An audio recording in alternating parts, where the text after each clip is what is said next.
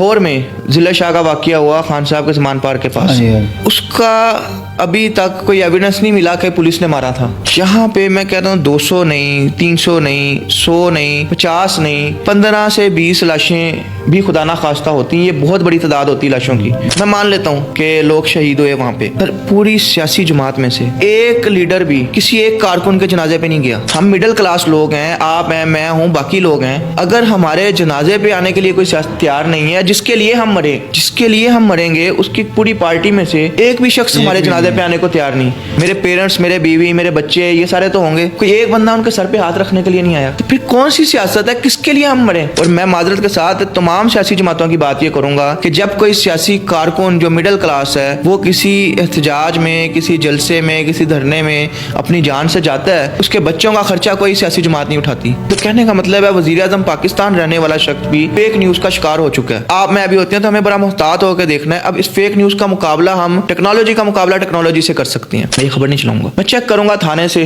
मैं चेक करूंगा उस घर के लोगों से, मैं 2-3 जगह से काउंटर चेक करूंगा कि ये खबर असल में खबर क्या है। फिर मेरे पास एक असल सूरत हाल आएगी तो वो मैं चलाऊंगा।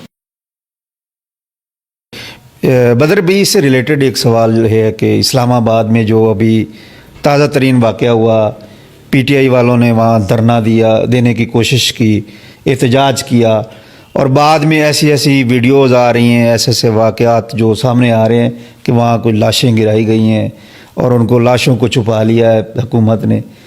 तो इसमें कितनी हकीकत है और आप क्या समझते हैं कि ऐसा हुआ है? सर, आपने भी जर्नलिज़म की है, मैंने भी कर रहा हूँ, आप भी कर रहे हैं। मुख्तलिफ जलसे भी कवर किए हैं, मुख्तलिफ एहतजाज भी कवर किए हैं, खान साहब के दौर के भी किए हैं, लबैक वाला भी किया है, बिल्कुल ठीक है, जहाँ बाकायदा लोग शहीद हुए हैं, पुलिस वाले भी हुए हैं और इधर से भी हुए हैं। हमने वो टाइम भी देखा है जब आंसू गैस भी चल रही है, लाठियाँ भी बरस रही हैं और सहाफ़ियों को भी मारा जा रहा है। मुझे ये बताएं कि लाहौर में ज़िला शाह का वाक़या हुआ खान साहब के समान पार्क के पास, उसका अभी तक कोई एविडेंस नहीं मिला कि पुलिस ने मारा था, बल्कि आईजी उनके घर गया हुआ था। आईजी के साथ उसकी वालदा की, वालिद की वीडियोस और बयान और चीज़ें आ रही थी। उस एक लाश ने पूरे पंजाब गवर्नमेंट को हिला दिया था। ऐसे उस एक लाश ने पुलिस डिपार्टमेंट को हिला के रख दिया था। उसके ऊपर ज्वाइंट एक्शन कमेटी भी बनी, ये भी हुआ, वो भी हुआ, सोशल मीडिया पे भी हुआ। जी बिल्कुल। यहाँ पे मैं कहता हूँ 200 नहीं, 300 नहीं, 100 नहीं, 50 नहीं, 15 से 20 लाशें भी खुदा ना खास्ता होती हैं। ये बहुत बड़ी तादाद होती है लाशों की। बिल्कुल।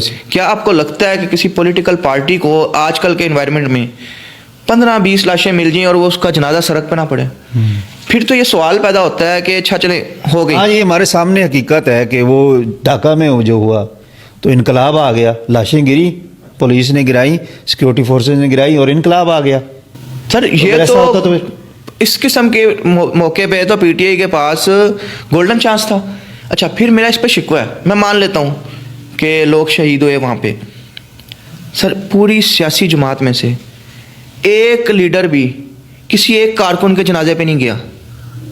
सही है यार, गायबाना नमाज जनाजा ही हो जाती है, उसके पेरेंट्स के साथ किसी के घर चले जाते कि जी आपका बेटा हमारे इस लड़ाई में हमारे साथ खड़ा था और वो शहीद हो गया। आप ताज़ियत करने चले जाते उसके घर, उसकी वीडियो सोशल मीडिया पे आ जाती कि ये इनका बच्चा हुआ। एक लीडर नहीं गया, तो फिर किस चीज़ के लिए हम सियासी जमातों के साथ खड़े? हम मिडिल क्लास लोग हैं, आप हैं, मैं हूँ, बाकी लोग हैं। अगर हमारे जनाजे पे आने के लिए कोई तैयार नहीं है, जिसके लिए हम मरेंगे, उसकी पूरी पार्टी में से एक भी शख्स हमारे जनाजे पे आने को तैयार नहीं। जनाजा नहीं हुआ, लाशें भी छुपा ली गवर्नमेंट ने। यार मेरा घर तो होगा, मेरे पेरेंट्स, मेरे बीवी, मेरे बच्चे, ये सारे तो होंगे, कोई एक बंदा उनके सर पे हाथ रखने के लिए नहीं आया। तो फिर कौन सी सियासत है, किसके लिए हम मरें? तो इससे बड़ा या तो आप बताएं ना, उसकी वीडियो आती है, आपको पता है जो सूरत हाल होती है, लोग घर चले जाते हैं, आप ताज़ियत करती हैं, आपके वहाँ पे ये तो नहीं हो सकता कि एक बंदा शहीद हो गया, उसके घर वालों ने फातिहा भी नहीं पढ़ी। बिल्कुल। हमारे जो देहात में होते हैं ना, देहाती हल्के, उनमें तो आम तबई मौत हो जाए तो हमारे MPs MNs जाते हैं, कुछ सियासतदान जाते हैं, और इलेक्शन के दौरान जब जाते हैं तो वो कई अरसा पहले फौत हो चुके थे और वो फातिहा पढ़ रहे होते हैं। ऐसा होता है। अगर इन्होंने कैश करवाना था तो वे करते हैं इस तरह। इलेक्शन के दौरान तो सर वो किसी की कहते हैं वो मंगनी हो जाए ना, तो उनको ना ढोल नजर आए, वहाँ भी फातिहा पढ़ के आ जाते हैं, जी बड़ा अच्छा बंदा सी।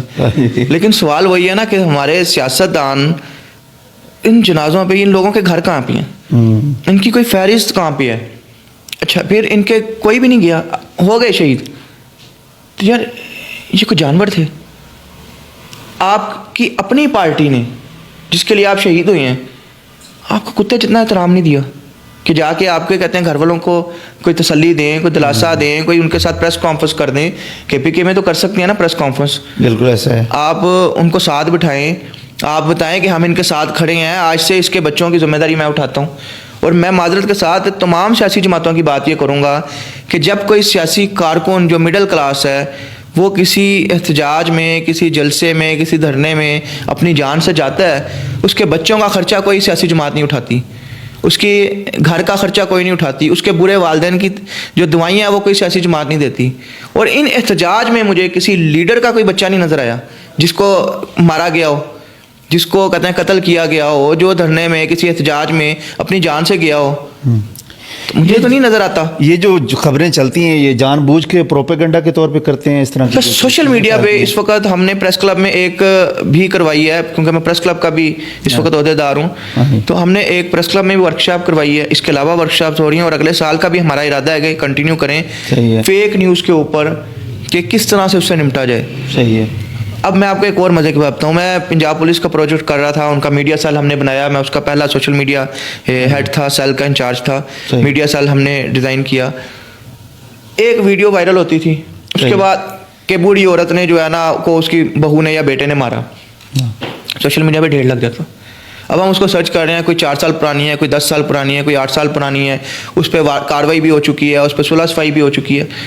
तो अब हम जा रहे हैं जर्नलिस्ट को वो ट्रेनिंग देने सॉफ्टवेयर की मदद से कि कोई वीडियो, कोई ट्वीट, पहली कोई तस्वीर है तो वो एडिट कितनी है, या ओरिजिनल है या एडिटिंग है, उसमें वो कलर मैचिंग के साथ आपको पता लग जाता है। आप उस पर कलर डालते हैं तो असल और दूसरे का फ़र्क आ जाता है। फिर ये अपलोड कब हुई थी, और ये इतना संगीन है कि इमरान खान साहब वज़ीर-ए-आज़म पाकिस्तान इसका शिकार हो चुकी हैं। एक लगी, इस पर हमने काम भी किया था, फैक्ट चेक के नाम से। सही है। खान साहब ने ट्वीट की, बाद में उन्होंने डिलीट भी कर दी थी कि मेरे एमपीए जो है वो कराची के थे, एक उनका ट्रांसपोर्ट का बिजनेस है, तो मेरे एमपीए के ट्रक जला दिए और आग लगी हुई है ट्रकों को, और वो तस्वीर लगा दी। सही है। तो अभी वो गिरफ्तार नहीं हुए थे, लेकिन अभी उनकी वो गवर्नमेंट चली गई थी। अच्छा, वो तस्वीर धड़ाधड़ शेयर हुई, वज़ीर-ए-आज़म पाकिस्तान है, क्रेडिबिलिटी तो है। अच्छा, अब वो तस्वीर जो थी वो पुरानी थी, और वो पेशावर में एक पेट्रोल पंप पे खड़े ट्रकों में आग लगी थी, उसकी तस्वीर थी। वो सर्च में आ गई कि ये तो पहले अपलोड हो चुकी है। फिर खान साहब ने भी इसको डिलीट कर दिया। तो कहने का मतलब है वज़ीर-ए-आज़म पाकिस्तान रहने वाला शख्स भी फेक न्यूज़ का शिकार हो चुका है। आप मैं अभी होते हैं तो हमें बड़ा मुहतात होकर देखना है। अब इस फेक न्यूज़ का मुकाबला हम टेक्नोलॉजी का मुकाबला टेक्नोलॉजी से कर सकते हैं। हमें ये चीज़ें सीखनी पड़ेंगी कि एक वीडियो आई है तो वो सबसे पहले किसने अपलोड की, वो कहाँ से वायरल हुई, उसको कितने साल पहले अपलोड किया गया, वो आज की है या पुरानी है। अच्छा, इसका हल इंटरनेट को सुस्त करके करना है या कोई और हल भी है? सर, इसका मौजूद है, सॉफ्टवेयर मौजूद है, इसके टेक्नोलॉजी मौजूद है। इस पर हम वर्कशॉप्स करवा रहे हैं जर्नलिस्ट को, क्योंकि जर्नलिस्ट सबसे ज़्यादा डैमेज हो रहा है।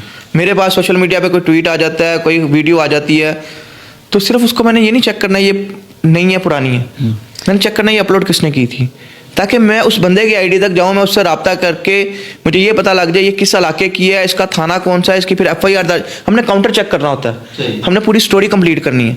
और मैंने ये काम किया था, वीडियो अपलोड हुई, मैंने चेक किया कि सबसे पहले किसने अपलोड की है, मैंने उससे रब्ता किया, उसने कहा जी फलां बंदे ने मुझे दी थी, उसका नंबर दें, नंबर लिया, उससे रब्ता किया, उसने कहा जी ये यहाँ का वाक़या, मैंने कौन सा इलाका है, ये है। मैंने उस इलाके के थाने में फ़ोन किया, SHO से बात हुई, उसने कहा जी यह वाक़या हुआ, मैंने कहा इसकी FIR मेरे से शेयर कर दें, तो FIR आ गई, FIR में पूरी स्टोरी आ गई, तो हमारी स्टोरी कंप्लीट हो गई। ठीक है, तो अब हमने इस तरफ जाना है कि एविडेंस, हमने डिजिटल एविडेंस कैसे इकट्ठे करने हैं, क्योंकि एज ए जर्नलिस्ट हमारे लिए बहुत ज़रूरी है। हमने काउंटर चेक, हमारे पास होता है क्रॉस चेक, एक वो है टर्म्स है।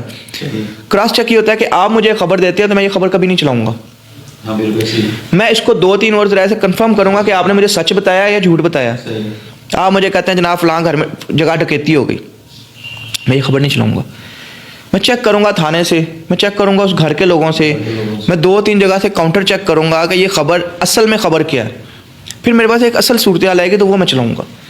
ये डिजिटल पे हमें समझने की ज़रूरत है, इसकी ट्रेनिंग की ज़रूरत है कि आजकल जो लोग आ रहे हैं वो डिजिटल पे काम करना चाहते हैं। डिजिटल एक मीडियम है और बड़ा अच्छा और बड़ा मजबूत मीडियम है। इसको अगर कोई ख़राब करेगा तो फेक स्टोरी ख़राब करेगी।